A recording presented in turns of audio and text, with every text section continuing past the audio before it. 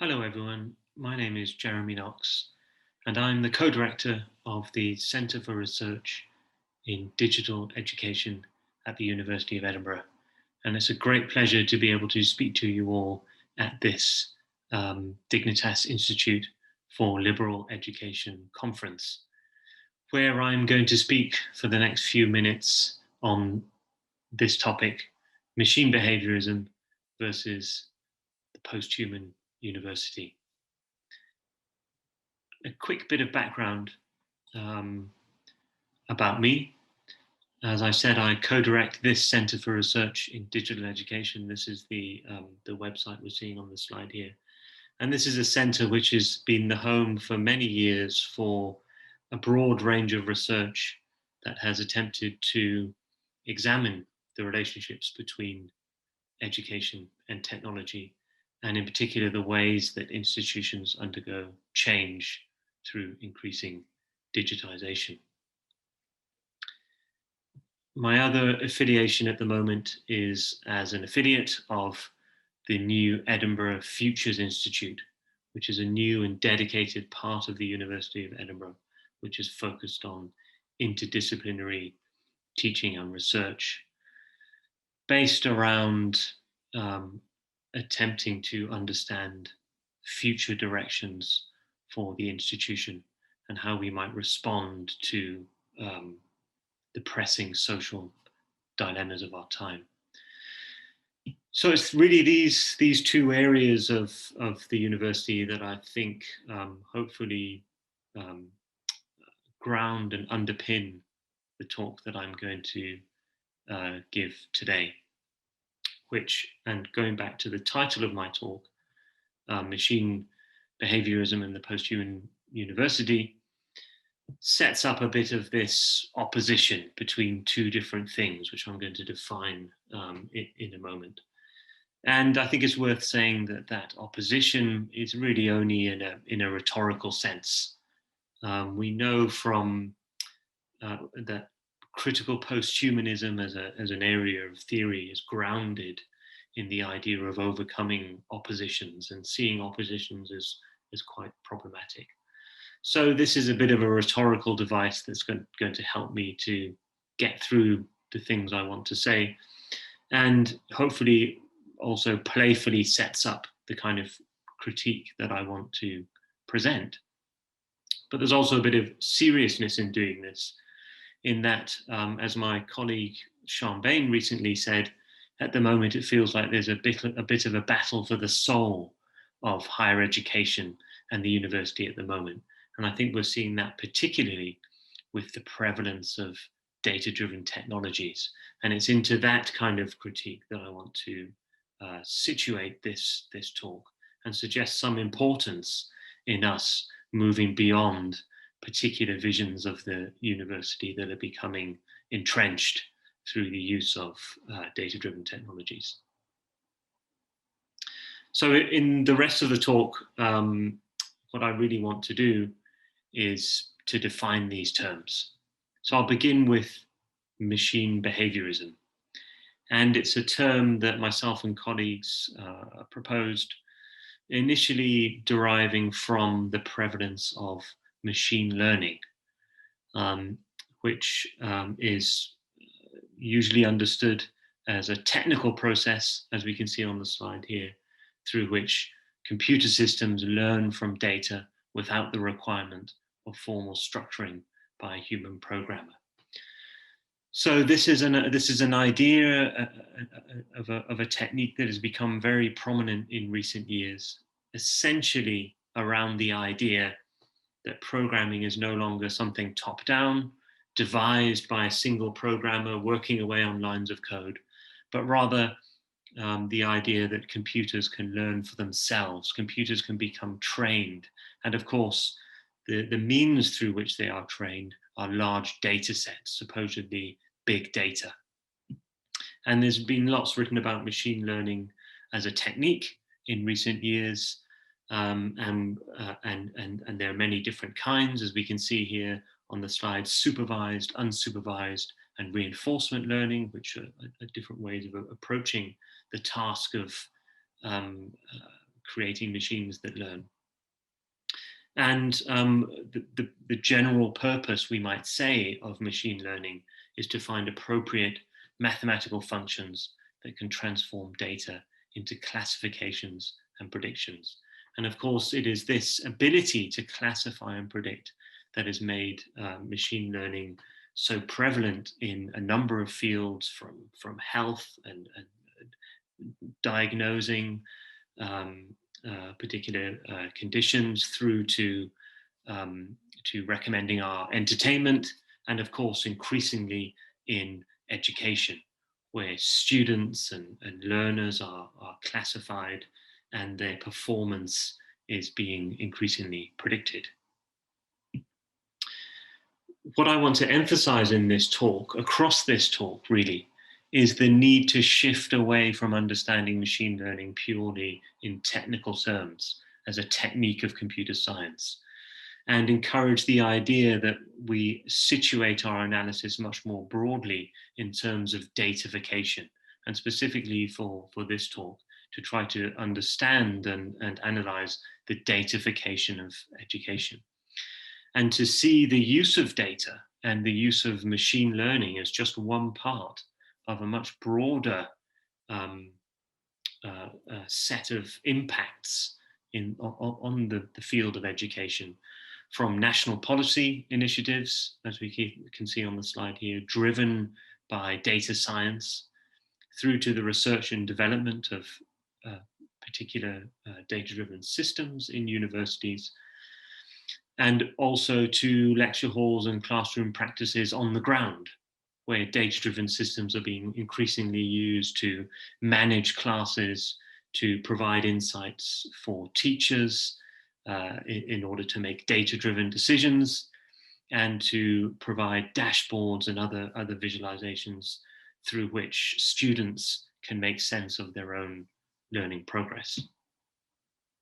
So this datafication then involves the increasing entanglement of this broad picture, sophisticated arrangements of software, infrastructure, and codes with theories of learning in ways that powerfully shape both the governance and day-to-day activities of teaching and learning in institutions. That's the broad picture, I think, that is a much better way of understanding the impact of machine learning in education than simply focusing on the very specific idea of machine learning as a technique. And I've highlighted theories of learning on this slide here because I think that's a particular area where education has something to say. Education has for such a long time been involved in the theorizing and the day-to-day practice of trying to understand learning. I think that's where education has something important to say for how we understand what's happening with the increasing incursions of data-driven systems that purportedly learn themselves.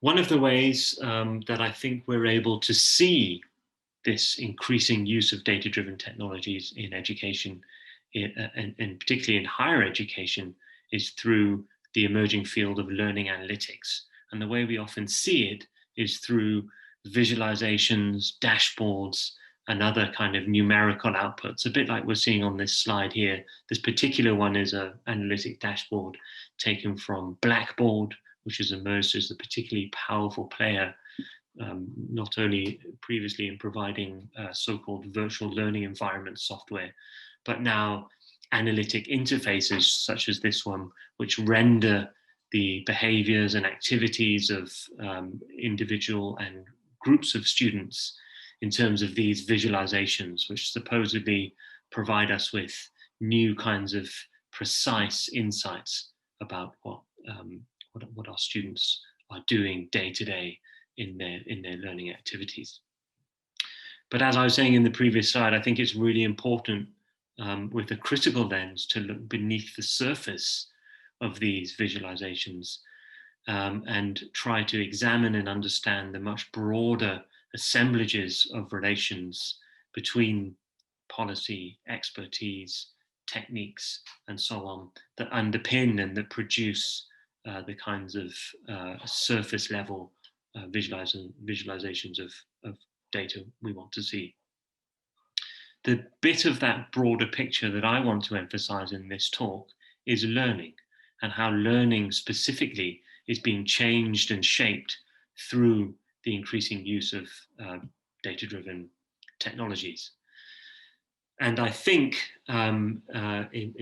through my defining of this idea of machine behaviorism, which is what I'm doing at the moment, I think what we can see are two important ways that learning is being defined and established. And the first, as I've said, is the idea of machines learning through machine learning. And that specifically is machines learning from human behavior, tracking, processing the data traces that often students leave behind in platform software, for the purposes of attempting to perform highly efficient tasks with that data, categorize and predict, as we've seen before, supposedly with superhuman capabilities, abilities to see things in the data that human beings are not able to do.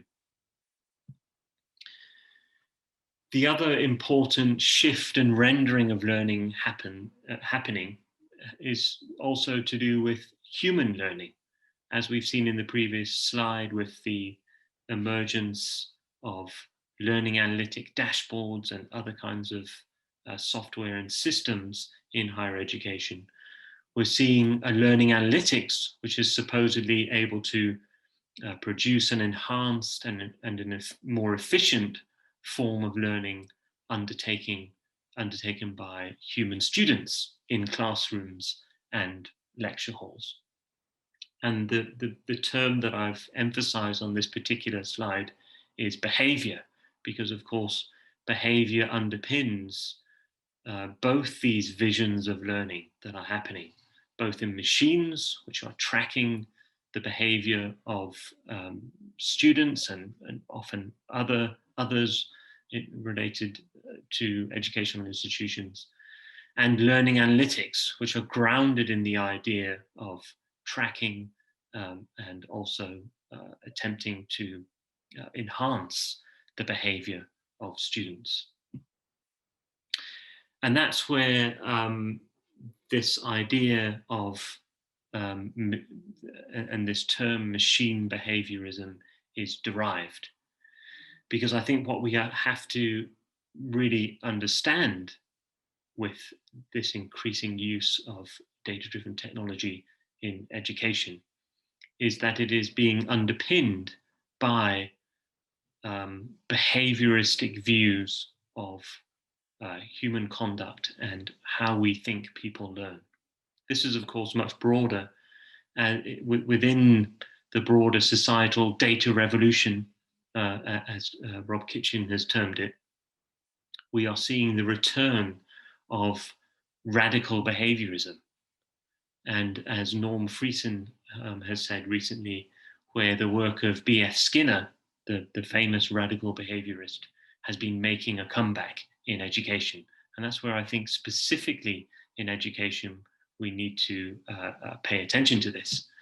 And of course, just to clarify, what we mean by radical behaviorism is not just understanding learning through observing behavior, but the idea that the purpose of doing that is to actively modify and determine behavior through direct and intentional control of the environment. And that's what we're seeing with some of these data-driven systems, which I'll go on to say some more about in a moment. I think that's particularly important for us in education to be aware of, because Skinner's ideas of operant conditioning and many of his other ideas present a bleak view of the learner as a passive blank slate in comparison with what I think has become a much more common sense in contemporary times of active self-knowing individuals in constructivist theory.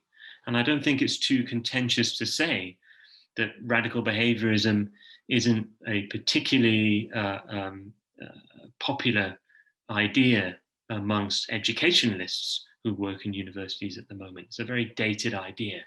I think most educationalists would claim to teach and work in universities through some idea of constructivist or social constructivist theory.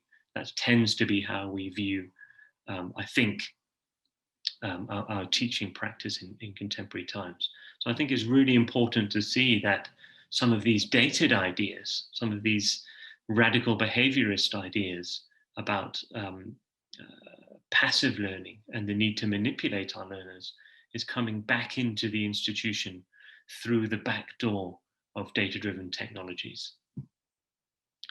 And that's really one of the fundamental ideas that underpins how we have suggested this term. Myself and my colleagues, Ben Williamson and Sean Bain, suggested this term of machine behaviorism. What we mean is up on the slide here, forms of learning that are shaped and conditioned by a combination of complex machine learning technologies with often radical behaviorist psychology and behavioral economics. I'll come on and say a bit more about behavioral economics in a moment. But I think it's important to also see this idea of learning as something that is happening, being instantiated across humans and machines in education. That's the first bit of the talk, and the first term I wanted to sort of serve as a definition of machine behaviorism. In this other bit, I want to turn to this other idea from the title, the post-human university. I don't have, in the scope of this talk, the ability to fully articulate what I think a post-human university might be. And I don't think that's really the point either, to suggest a kind of practical design for that. Rather, the point of this talk is to suggest some ways of theorizing that might help us envision the university anew, away from some of the disciplinary and controlling ideas that I think I've emphasized when talking about machine behaviorism and the increasing use of data-driven technologies in education. So in this bit of the talk, I want to draw from some previous work where I've used critical posthumanism as a theoretical framework. This one, Posthumanism and the MOOC, which focused specifically on, from a few years ago, that time when massive open online courses were emerging as a debate in higher education circles. And I also want to draw on a more recent book written with colleagues, also at the Centre for Research in Digital Education at the University of Edinburgh, called The Manifesto for Teaching Online. It's a book which is drawn from this document, which is a series of provocative statements intended to surface debate about what it means to teach online. So this particular book isn't necessarily grounded fully in post-human theory, but I think what it does do is usefully encourage debate about what a future university might be, where we take the question of technology seriously, and very specifically for this book, the question of teaching online and what that means for our practice. And there's a blog site there, a website, which has some more details about the manifesto there on this slide. So drawing from ideas about critical posthuman across that work, what I really want to do in the rest of this talk is to focus on a key underpinning idea from critical posthumanism that I think is really valuable when it comes to this question of the future of the university, and how we contend with what I think is the increasing use of technologies which install a kind of machine behavioristic idea of education into our universities. And the core idea I'm talking about is the relationship between humans and technologies. And it's a call to theorize that relationship better. And I think this is where critical posthumanism, as we know, is a productive theoretical framework in order to do that. Because we know from what critical posthumanism allows us to do is question some of the assumptions about humanism um, that in particular underpin education. And I think Tony Davies' work on humanism does this fantastically well. And in particular, in this quote, as we're seeing on the slide, emphasizes ideas about essentialism and universalism. Essential, he says, because humanness is the inseparable and central essence, the defining quality of human beings, and universal because that essential humanity is supposedly shared by all human beings of whatever time or place. So these two assumptions, Davies points out, are particularly important for humanism: essentialism and universalism. And we know that posthumanism productively questions that these assumptions should guide our understanding of what human being is. But importantly for this conversation, I think we need to emphasize the key relationships between those assumptions in humanism and the broad project of education. As Usher and Edwards claim, education should be seen as the dutiful child of the Enlightenment. So referring there to this Enlightenment period, often associated with a key point of the rise of humanism, and how that is connected fundamentally to what we see the project of education as doing. And as Helena Pedersen usefully highlights here as well, this strange situation we have in education where human beings are seen as both the instrument and the end product. So what I'm trying to emphasize here is a general sense in education that we see its project as focused on the purity of the human being, and seeing that as the object of what education is trying to achieve. And of course, posthumanism gives us the tools to critique that.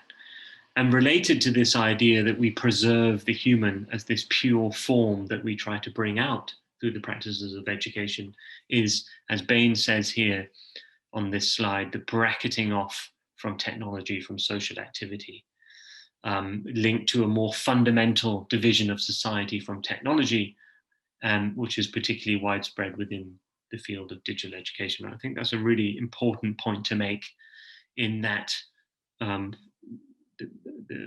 critique of the separation of humans from technology has been, of course, long established. But the field of digital education particularly is one where that appears to be worryingly less prevalent. And I think that's something we need to address if we're going to think about the future of universities and how we understand what technology is doing to change our teaching and learning practices in higher education. Or as Hamilton and Friesen say here, the assumption of an independent realm of pure technical and scientific law, unsullied by the differences, values, or interests that typify the social world. And I think that idea of an independent realm is something we particularly see at the moment with this rise of machine learning and this assumption of amazing new data science that's going to revolutionize what is happening in education. And in that sense, a blindness to questions about the politics and the social aspects of how this technology is coming in and changing what we do in universities. I want to jump back to how I mentioned the ways that behavioral economics is involved in this idea of machine behaviorism. And I think this is where we can particularly begin to see, through a post-humanist kind of analytical framework, how these technologies are involved in shaping the learning subjects that come through our universities. Returning to Skinner here, in reference to his project, he says that the point is not to free men from control, but to analyze and to change the kinds of control to which they are exposed. And of course, this is something that has been taken up much more broadly in the field of behavioral economics. And I think what we can clearly see now in the rise of the use of data-driven platforms, where students are increasingly being approached as irrational subjects whose behaviors and emotions can be nudged towards particular desirable or preferable outcomes carefully by carefully designed persuasive computing technologies, very much like the virtual learning environment and analytics software that we saw on the previous slide. And of course, this often involves machine learning systems, which are based on the constant tracking and prediction of student behaviors, emotions, and actions. So what I think the general position that I've tried to articulate of theorizing better and in a more in-depth way the relationship between humans and technology, I think we need to bring that to the ways that we understand machine learning. And as Adrian Mackenzie says here of machine learning, do you think more in terms of human machine assemblages, machine learners, as he terms them, both humans and machines or human-machine relations that also include code, databases, infrastructures, platforms, and interfaces, new technical settings, and human experts, scientific and commercial settings. We need to start to trace the relationships between these things to better understand the ways that these kinds of systems are beginning to shift the practices that we undertake in universities. And that means, as Bain says here, in a broad idea of understanding the human through a critical post-humanist lens, is to try to understand how the human is positioned and performed in relation to its material, social, discursive, and ecological context. So I think if we take that broad view and we apply it particularly to the machine behaviorist kind of uses of technology that I've articulated here, I think we hopefully are able to then recognize these processes of multidimensional surveillance, discipline, and control that are happening through these technologies to shift and manipulate students towards particular kinds of behaviors.